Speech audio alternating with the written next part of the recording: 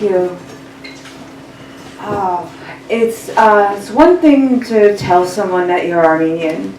It's a completely different thing to explain to them just how Armenian you are. Because there are levels. First level Armenian is, hey, I'm Armenian. My last name ends with an I-A-N. Yay! Second level is, hey, I'm Armenian. I'm going to the church picnic. Are you going to go to the church picnic? Okay, great, we're going to the church picnic. Third level is, Amen ha'i sodit pochad l'si sein ovastbad. And it's important to know where you are and all of that. Whether you were born in Armenia or born here and surrounded by Armenians, or whether you've been proposed to by the man of your dreams who is not Armenian. How do you explain all of this to someone from Baton Rouge, Louisiana? And just so you know, Justin knew I was Armenian from the start. It was no surprise that I went to an Armenian day school, spoke a different language, and would sometimes go to social events where people would spontaneously grab pinkies and dance in circles and whip handkerchiefs in the air. But there's more. I mean, it's not just the songs and the dances and the fact that Cher is Armenian, which is actually really important. But if you walked into Holy Martyrs Armenian Day School and pulled little Anoush Froundjian aside and said, one day you're going to marry a normal man with a normal last name, with a real American, like an Irish American last name that starts with an M and a C, and who does normal things like play pool and play poker, and who understands American football, she would have said "Gentes hinches," which means, what are you, crazy? Because I knew there was a big world out there, like full of people with names like Lindsay, and people who didn't care that Cher was Armenian or didn't even know who she was. And I kind of kept this all inside, for safety.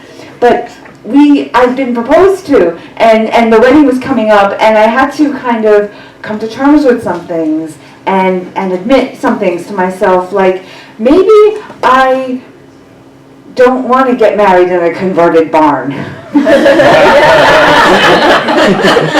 Maybe I need to get married at Holy Martyrs Armenian Church in Bayside, New York, where a priest with a nose and a beard is going to put gold crowns on our heads, and where the best man will hold a cross over us, and where we'll exit the church to the sound of celebratory Armenian hymns with the accompaniment of cymbals, which is offered as an option.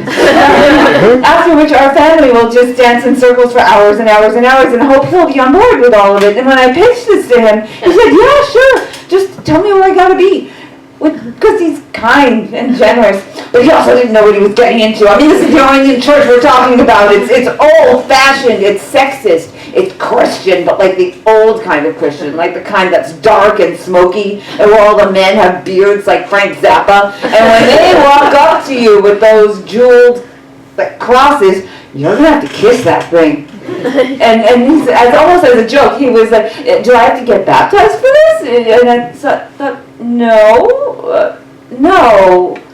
Well, have you been baptized before? And he said, I don't think so. And because traditions like this weren't part of his childhood. The first big tradition that his family started to celebrate was one he created, which is the annual pool tournament that happens every year at Christmas, where the family comes together and they play a really intense tournament, and if you win, your name gets engraved on a plaque. It's a big deal. So he goes, I know, I'll call my mom.